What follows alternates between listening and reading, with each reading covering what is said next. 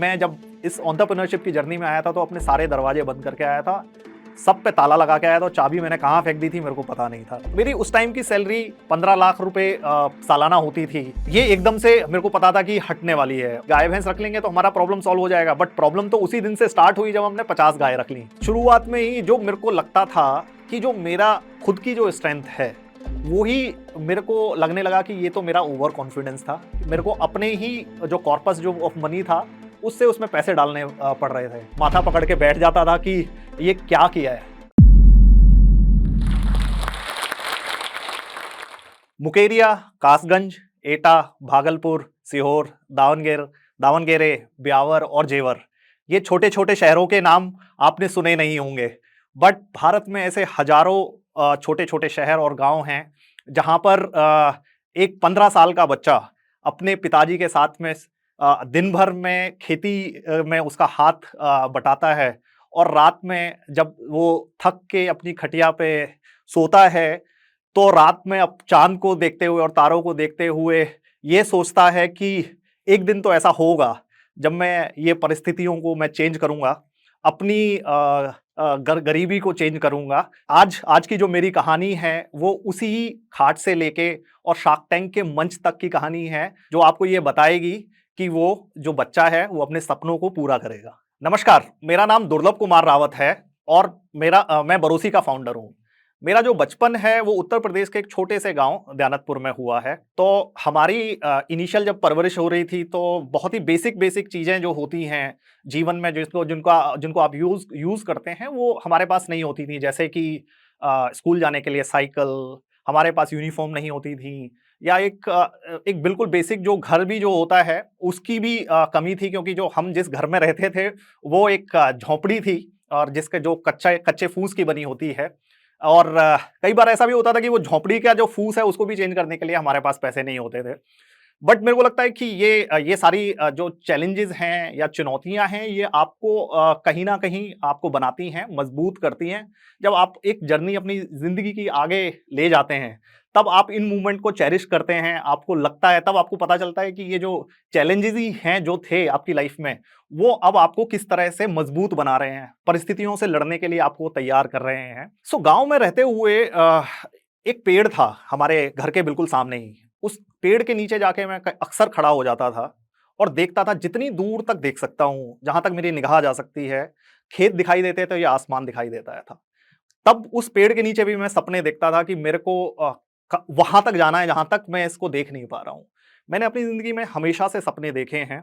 उस गांव के छोटे से बच्चे के दिमाग में भी उस टाइम बहुत सपने चलते थे। वो सोचता था कि आज उसका सपना था कि गांव से किसी भी तरह से बाहर निकला जाए, और वो एजुकेशन के माध्यम से निकला जा सकता है। मेरे गांव में सिर्फ जो आसपास के जो कुछ जो मेरे लिए एग्जाम्पल थे, उन्होंने डिप्लोमा इन इंजीनियरिंग किया था और उनकी एक अच्छी जॉब लगी थी। तो मेरा जो सर्कल ऑफ इन्फ्लुएंस था वही था। मेरे को ये लगता था कि अगर मैं एक डिप्लोमा इन इंजीनियरिंग कर लूंगा तो मेरे को एक अच्छी जॉब मिल जाएगी और मैं बाहर चला जाऊंगा, और मैं जो मेरा जो एक उस टाइम का जो सपना था मैं उसको पूरा कर पाऊंगा। मेरा डिप्लोमा इंजीनियरिंग करने के बाद में कैंपस प्लेसमेंट हुआ। एक गांव से आए हुए बच्चे के लिए ये बहुत बड़ा एक ड्रीम होता है, बहुत बड़ा सपना होता है कि वो किसी कॉर्पोरेट में काम करे। हमारी पहली जॉब आइशर मोटर्स लिमिटेड में कैंपस सिलेक्शन के थ्रू ही हुई। जब ये खबर मैंने अपने गांव में दी तो ये पूरे गांव के लिए, मेरे परिवार के लिए बहुत ही प्राउड मोमेंट था। गांव से निकल के बाहर शहर में पढ़ाई करना और एक ऐसे कॉर्पोरेट में काम करना मेरे लिए भी बहुत गर्व की बात थी। ये मेरा सपना था। और इस पूरे मूवमेंट को मेरे गांव में, मेरे परिवार में ने बड़ा ही इसमें गर्व महसूस किया। जो मेरा पहला स्टाइपेंड था वो 6500 रुपये था। उस 6500 रुपये में मेरे को इंदौर जैसे शहर के अंदर अपना खाना पीना रहना भी करना होता था, और उसमें से एक हिस्सा जरूर मैं अपने गांव में अपने घर पे भेजता था। आइशर मोटर्स लिमिटेड में मैंने शुरुआत में 2 साल काम किया। 2 साल काम करने के बाद में मेरे को मौका मिला कि मैं महिंद्रा एंड महिंद्रा के लिए काम करूं। अब मेरी जो सैलरी जो थी, जो पहले 6500 रुपये होती थी, अब ये बढ़ के 24,000 रुपये हो गई थी। इसी को देखते हुए मैंने अपने पेरेंट्स को भी बोला कि अब आप गांव में मत रहिए, अब नोएडा आ जाइए। तो वो लोग अब फिर नोएडा में शिफ्ट हो गए। हमने वहाँ पे एक घर ले लिया। तो मेरे माताजी और पिताजी मेरे भाई के साथ नोएडा में रहने लगे। सीखते सीखते सीखते एक टाइम ऐसा आया जब हमें लगा कि पिछली पूरी जर्नी में जब हम 12 साल की देख रहे थे कि काफ़ी कुछ लर्न तो किया है, बट अब यहाँ से आगे की जर्नी जो मैं कई बार अपने करियर में देख रहा था, तो वो गोल जो है वो मेरे को दिख नहीं पा रहा था। हर बार मेरे को लगता था कि पोटेंशियल मेरे अंदर ज़्यादा है, मैं और ज़्यादा बेहतर कर सकता हूँ, बट किस तरह से करता हूँ इसकी खलबली मेरे ज़हन में ना होने लगी थी। तो मैंने अपनी ज़िंदगी में अपने आप को हर स्टेज पे उस स्टेटस को चैलेंज किया है। जब मैं गाँव में था तो मेरे को शहर आना था, मेरे को जब शहर में आना था तो अच्छी जगह पढ़ाई करनी थी। अच्छी पढ़ाई करनी थी तो अच्छी जॉब चाहिए थी। जब अच्छी जॉब है तो मेरे को इससे भी और बेहतर करना था। ये जो मेरा जो विचार मेरे को बार-बार परेशान कर रहा था, क्योंकि 2014 तक आते-आते मैं ये मेरे को टेंशन होने लगी कि आगे की ज़िंदगी में तुमको क्या करना है? और इसके बारे में मैं लगातार सोच रहा था, अपने आप को चैलेंज कर रहा था। तो अगर आपको भी ऐसा लगता है कि आप इस टेंशन में हैं कि मेरी आगे की ज़िंदगी में मेरे को क्या करना है, मेरे को जॉब करनी है या आप खुद कुछ स्टार्ट करना चाहते हैं, तो मैं बताना चाहता हूँ कि मुबारक हो, क्योंकि आज आपके पास एक प्रॉब्लम है, क्योंकि प्रॉब्लम का सॉल्यूशन तभी निकल सकता है जब आपके पास कोई प्रॉब्लम है। तो इसी बात पे मेरे को एक शेर याद आया है, मंजिल तो मिल ही जाएगी भटकते-भटकते, असली में तो भटके हुए वो हैं जो घर से निकले ही नहीं। इसी टेंशन और इसी प्रॉब्लम के ऊपर काम करते-करते मेरे दिमाग ने भी मेरे को एक सॉल्यूशन दिया। मेरे पास सिर्फ 2 ही ऑप्शन थे, क्योंकि मेरे को 2 ही चीज़ें आती थी। या तो जैसे मेरा 12 साल का एक्सपीरियंस जो ऑटोमोबाइल में था, और या फिर मेरा बचपन जिसमें मैंने किसान, खेती और वो सबको देखा है। इन दोनों में से मेरे को एक सॉल्यूशन के ऊपर काम करना था। मैंने इसमें खेती-बाड़ी को चूज़ किया। मेरे को लगता था क्योंकि ये मेरे दिल के बहुत करीब है और इसको बड़ा भी किया जा सकता है और सोसाइटी को वापस भी दिया जा सकता है। बट इस डिसीजन को लेने के लिए आप में ना बहुत हिम्मत की ज़रूरत है, क्योंकि जिस ज़िंदगी से आप आए हैं, जिस स्ट्रगल को आपने ओवरकम करके एक जगह तक पहुँचे हैं, वो आपके पास दोबारा आपके सामने खड़ा है कि आप वापस से खेतों में जाएँगे, आप वापस से जानवरों के पास जाएँगे। जब मैंने अपने मम्मी-पापा को ये बताया कि मैं एक डेयरी फार्म सेटअप करना चाहता हूँ, तो उनका जो रिएक्शन था उसको देख के मेरा खुद का जो कॉन्फिडेंस था वो हिल गया था। वो कह रहे थे कि जिस जहाँ से आप निकले हो, जो गाय-भैंस और जो जो आपका जो पहले जीवन था, जिससे आपको निकलना था, आप वहीं जा रहे हैं वापस। तो ये तो कोई बुद्धिमानी का काम नहीं है। ये सब जब वो बात कर रहे थे, मेरा खुद का कॉन्फिडेंस जो था वो हिल गया। मैं हमेशा बहुत विश्वास रखता हूँ अपने अंदर, क्योंकि मेरे दिमाग में भी बहुत क्लियर पिक्चर थी कि मेरे को करना क्या है। बट जब मैं अपनी वाइफ़ से बात कर रहा हूँ, तो उनका भी कहना था कि भई एक बहुत रेगुलर इनकम है, शहर में रहने के अपने एक खर्चे होते हैं। मेरी उस टाइम की सैलरी 15 लाख रुपए सालाना होती थी, जो 2014-15 की बात करें तो अच्छी सैलरी होती थी। ये एकदम से मेरे को पता था कि हटने वाली है, और ये जो जो बोझ जो है वो एक कहीं न कहीं मेरी वाइफ़ के कंधों पे आने वाला है। ये हम आपस में बात कर रहे थे, उनका भी ये रिएक्शन था कि आप श्योर हैं या आप करना चाहते हैं? इस बारे में बहुत डिटेल में हमने डिस्कशन किया, उसको मैंने समझाया, अपने माता-पिता को समझाया। एंड क्योंकि ये जो लोग हैं इनको भी कोई ना कोई आके बात कर रहा था कि इसको समझाइए, ये इतना आसान काम नहीं है, इसका दिमाग जो है कहीं और चला गया है, जल्दी इसको चीज़ें मिल गई हैं, तो उसको ये ग्रांटेड ले रहा है। तो वही जो कन्विक्शन जो मेरे ज़हन में था, ये मैंने उनसे बात करी, उनको बताया कि ये सिर्फ़ और सिर्फ़ जो है, मैं एक डेयरी फार्म नहीं खोलने जा रहा हूँ। मेरा जो सपना है, जो मेरी ड्रीम्स हैं, वो काफ़ी बड़े हैं। वो स्टार्ट यहीं से होगा, जानवरों के बीच से, बट इसका अंत कहाँ तक होगा, ये वैसे ही आसमान को देखने वाली बात थी कि जहाँ तक मैं देख नहीं पा रहा हूँ, वहाँ तक मैं इस कंपनी को या इस अपने बिज़नेस को, अपने ब्रांड को उतना बड़ा बनाऊँगा। फाइनली जब मैंने अपने फैमिली मेंबर्स को मना लिया, तो मैंने नौकरी छोड़ दी। नौकरी छोड़ते ही जो सबसे पहला काम हुआ कि मेरी सैलरी आना बंद हो गई। जो चैलेंजेज़ कुछ-कुछ जो थे वो आने चालू हो गए, बट उन चैलेंजेज़ को एक दरकिनार करके मैंने एज़ एन एंटरप्रेन्योरशिप अपनी जर्नी को आगे बढ़ाना स्टार्ट किया। पहले हमने एक डेयरी फार्म जो है वो पटौदी में, यहाँ से गुड़गाँव से 45 किलोमीटर दूर है, वहाँ पे सेटअप किया। एंड शुरुआत में ही जो मेरे को लगता था कि जो मेरा खुद की जो स्ट्रेंथ है, वो ही मेरे को लगने लगा कि ये तो मेरा ओवर कॉन्फिडेंस था। क्योंकि जो जानवर जो मेरे घर में 2, एक गाय और एक भैंस जो होती थी, जिनका दूध हम जनरली पीते थे, उसको 2 गाय और भैंस अपने बैकयार्ड में होना, वीज़ा-वी 50 या 100 गाय का डेयरी फार्म रन करने के डायनामिक्स बहुत ही डिफरेंट होते हैं। और एंटरप्रेन्योरशिप अपने आप में ही सिर्फ एक काम करना नहीं होता है, ये बहुत ही मल्टी डायरेक्शनल प्रोफेशन कह लीजिए, मतलब तरीका है, क्योंकि इसमें फ़ाइनेंस है, इसमें ब्रांड है, इसमें सेल्स है, इसमें प्रोडक्ट है।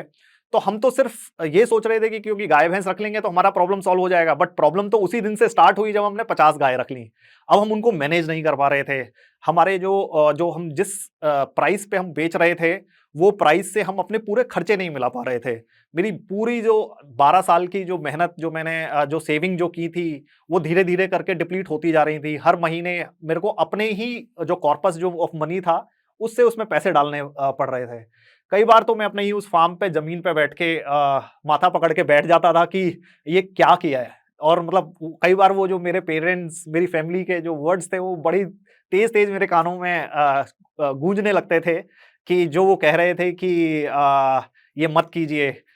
बट फिर मैं खड़ा होता था। मैं जब इस एंटरप्रेन्योरशिप की जर्नी में आया था, तो अपने सारे दरवाजे बंद करके आया था। सब पे ताला लगा के आया था, चाबी मैंने कहाँ फेंक दी थी मेरे को पता नहीं था। तो रास्ता सिर्फ आगे की ही तरफ था। उठा, हर गलती, हर चैलेंज को देखा, परखा, समझा, उसको धीरे-धीरे करके उसको मिटिगेट किया, फिर एक कदम आगे बढ़ाया, फिर एक कदम आगे बढ़ाया। अब जो प्रॉब्लम, जो शुरुआती प्रॉब्लम थी, वो धीरे-धीरे ठीक करने होने लगी। लर्न करते गए, चीज़ें ठीक करते गए। गुड़गाँव जैसे मार्केट में हमने खुद खड़े होके कस्टमर से बात की, अलग-अलग सोसाइटीज़ में जाके हमने इवेंट्स किए, वहाँ पे उनको दूध के सब्सक्रिप्शन बेचे। अब हुआ क्या कि जब हमारे सब्सक्रिप्शन कस्टमर्स ने लेने स्टार्ट किए, उनको प्रोडक्ट बहुत अच्छा था, बहुत ही हमारे प्रोडक्ट के ऊपर उनको उनको बड़ा विश्वास भी था, और वो जो विश्वास है वो हम अपने प्रोडक्ट के थ्रू पूरा भी कर रहे थे। तो ऐसे धीरे करके 1 से 2, 2 से 10, 10 से 50, 50 से 100, 100 से 300 हमारे सब्सक्रिप्शन दूध के गुड़गाँव जैसे शहर में बढ़ने लगे। उससे हमारे जो कैश फ्लो हैं, वो बहुत इम्प्रूव होते चले गए। जब कैश फ्लो इम्प्रूव होते चले गए, तो जो आस-पास की जो चीज़ें हैं, हमने उनके ऊपर भी ध्यान दिया कि एक ब्रांड को कैसे बनाया जा सकता है, कस्टमर्स की क्या नीड है, उसको किस तरह से प्रोडक्ट्स चाहिए, उसको और कौन-कौन से प्रोडक्ट्स चाहिए। इन चीज़ों को हमने कस्टमर को देना चालू किया।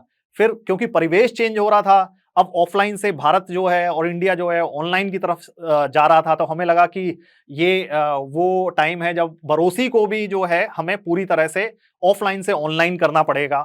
हमने जो जो सारी जो चीज़ें हैं, जो हम बेचना या मार्केटिंग करना या ब्रांड बनाना जो हम ऑफलाइन करते थे, अब हमने पूरे इसके बरोसी के नज़रिए को चेंज किया, उसको ऑनलाइन किया, उसको एक ई-कॉमर्स ऑनलाइन फर्स्ट ब्रांड बनाया।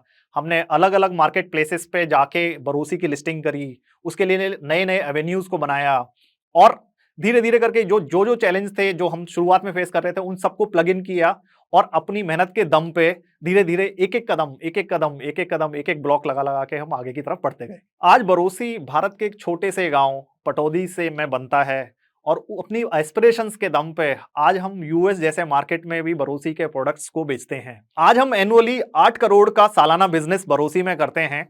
अब मेरे माता-पिता को भी वो जो कन्विक्शन हमारे अंदर है, उनके अंदर भी वो जो कॉन्फिडेंस है वो झलकता है, और आस-पास के वही लोग जो हमें चैलेंज कर रहे थे कि भाई तुम क्या कर रहे हो, उनका विश्वास भी जब मैं उनसे बात करता हूं तो अलग है। अब वो जो कन्विक्शन, वो कॉन्फिडेंस जो है, वो उनमें भी झलकता है कि उनको भी लगता है कि दुर्लभ जो है अब आगे कुछ कर लेगा। और जैसे मैंने आपको बताया था कि मैं हर अपनी स्टेजेस में अपने स्टेटस को चैलेंज करता रहा हूं। एक टाइम फिर से ऐसा आया जब मेरे को लगता था कि बरोसी को एक नेक्स्ट लेवल पे लेके जाना चाहिए। मैंने अपने आप को, स्टेटस को उसको फिर से चैलेंज किया, और हमें मौका मिला शार्क टैंक के अंदर बरोसी को ले जाने का।